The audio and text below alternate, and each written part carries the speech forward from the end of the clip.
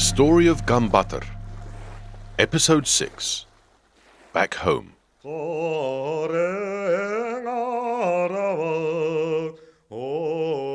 It was a fine spring morning in the capital. A light dusting of snow had fallen overnight, but green shoots were already poking through their white blankets. Ganbaatar breathed in a lungful of Mongolian air and paused on a particular step.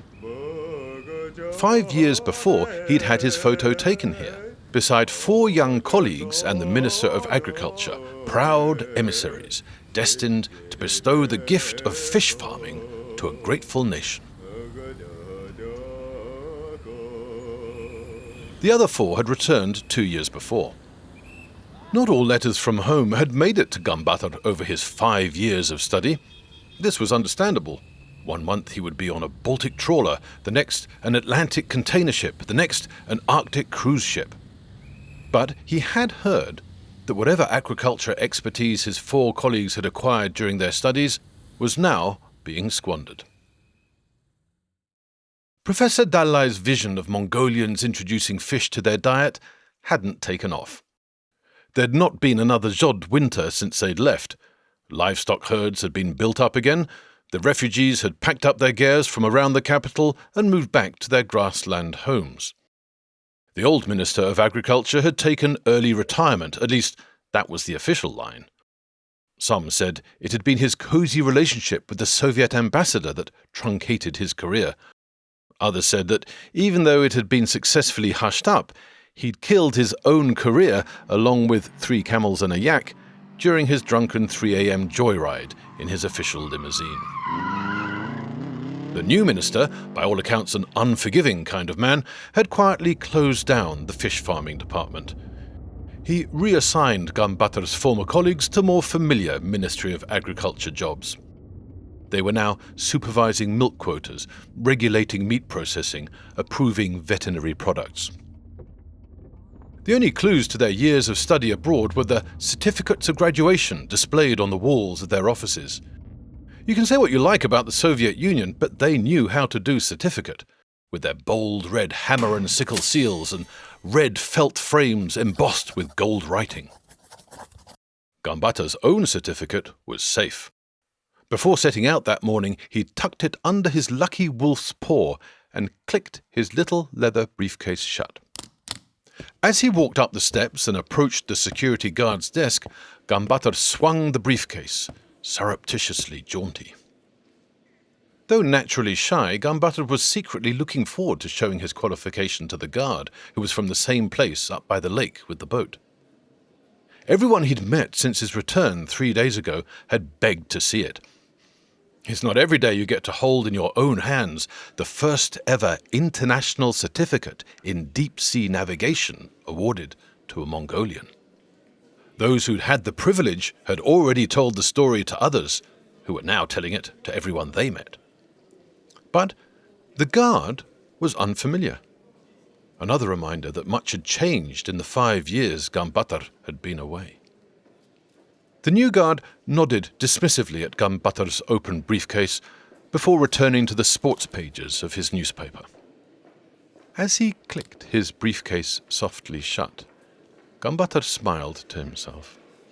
Facing him, on the front page, was an article about the return of the country's first qualified deep-sea navigator and a photo of him with his certificate taken at the airport. Maybe the guard did already know about it after all. Ganbaatar turned and continued his way up the wide concrete stairs all the way up to the minister's office on the top floor. The new minister kept him waiting for an hour. A modest man, Ganbaatar didn't take offence. An hour later, he began to feel a premonition of worry that his triumphal return may have peaked. After another hour, he was pretty much sure of it. When he was finally shown into the new minister's office hours later and showed him his certificate, he knew it. "What the hell have you been doing? Wasting your time and our money studying deep-sea navigation?" thundered the new minister.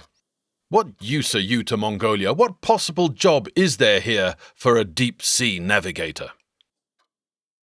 At that moment, Ganbaatar's hope evaporated like ocean spray.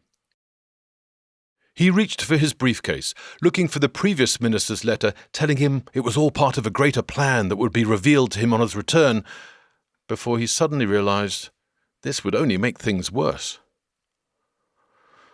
All Ganbaatar wanted to do then was go home. As he replaced the certificate and letter in his briefcase, he caught sight of his lucky wolf's paw. "Of course. Minister," he said, "I could join the crew of the boat on the lake by the Soviet border. Maybe my experience would be of some help."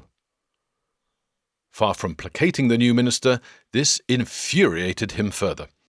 The boat had been navigating the lake absolutely fine for nearly a century, it was never out of sight of the lakeshore, and get out of my sight. The following week, Ganbaatar opened the door to his new office. A cramped, bare, dusty room at the end of a remote corridor as far away from the new minister's office as it was possible to be. It hadn't been used for years. Ganbaatar opened its one tiny window, opaque with grime, to let some air in. A shower of dead insects covered his shoes. Outside, melting snow, a birch tree, an empty bench. After a minute or two staring at the bench, Ganbaatar sighed and turned back to settle into his new office. Having been given no job, all he had were his personal possessions. He moved the dusty chair from the dusty desk, opened his briefcase and arranged its contents on the room's dusty shelf. There was his life, all in a row. The wolf's paw, his internationally recognized certificate in deep-sea navigation, a photograph of him with his international shipmates smiling on a trawler on a distant sea. Ganbaatar picked up the wolf's paw in one hand, the photograph in the other, and his eyes filled with tears. He walked to the window, opening it wide. Ganbaatar closed his eyes, started to sway from side to side as if on a rolling deck. He began singing one of the sea shanties he'd learned on the other side of the world.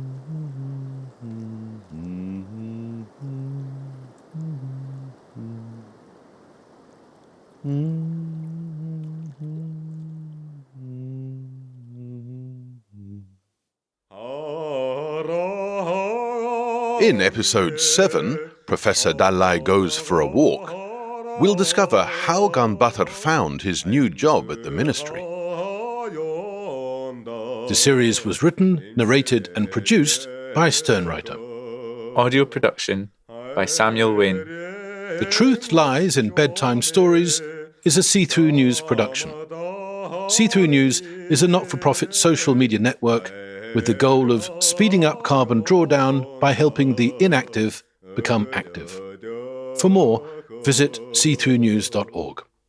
Thank you for listening.